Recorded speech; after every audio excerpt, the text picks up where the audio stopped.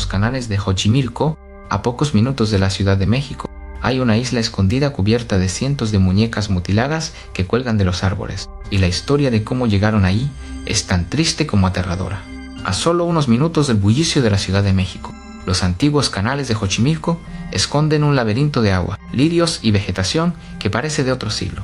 Las barcas de colores pasean a los turistas entre música y comida, pero hay un rincón perdido al que casi nadie quiere llegar de verdad.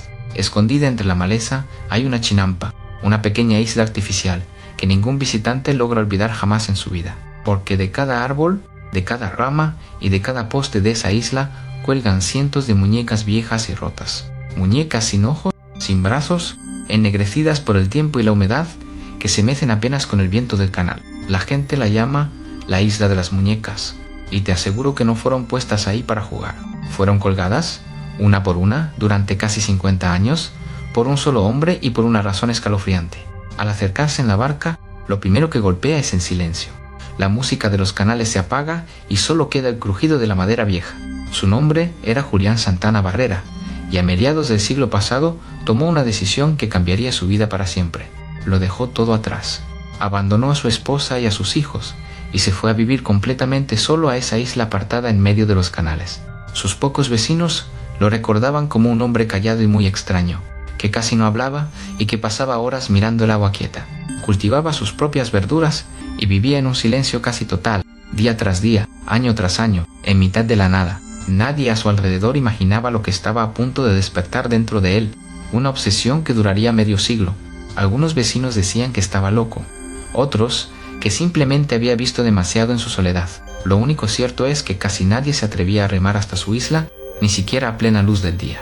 Según lo que el propio Julián contaba una y otra vez, todo comenzó un día que jamás logró borrar de su mente.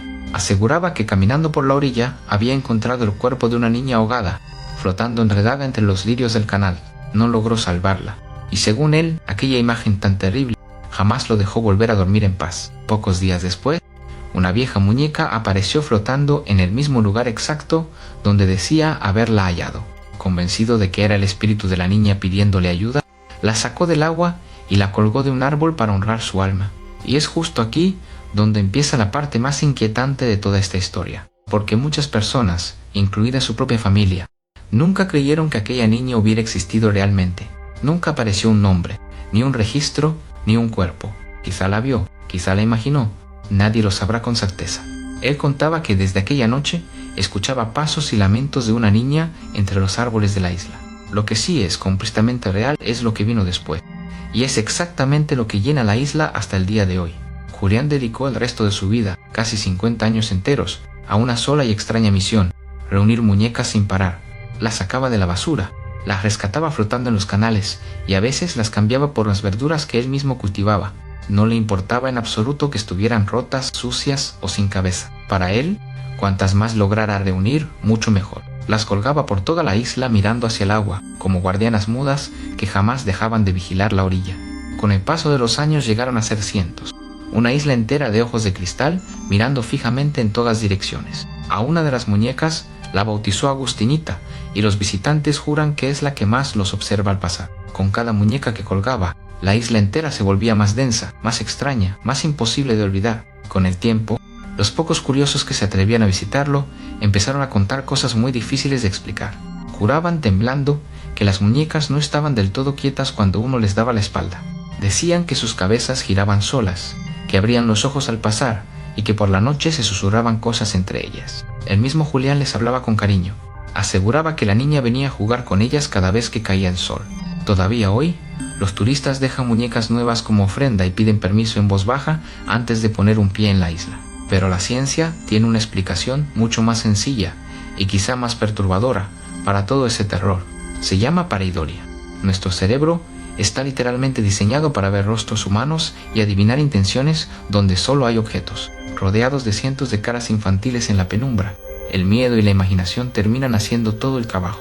Hay quien asegura haber escuchado el llanto de una niña entre el chapoteo del agua, ya entrada la noche. Sea verdad o no, lo cierto es que casi nadie se queda en la isla cuando empieza a oscurecer. Y entonces, en el año 2001, esta historia dio un giro tan escalofriante que parecía escrito por el mismísimo destino. Una tarde cualquiera, Julián estaba pescando con su sobrino en la orilla de la isla, en el mismo canal de siempre. De pronto, según contó el propio sobrino, Julián empezó a decir que la niña lo estaba llamando desde el fondo del agua. Momentos más tarde se desplomó sin previo aviso.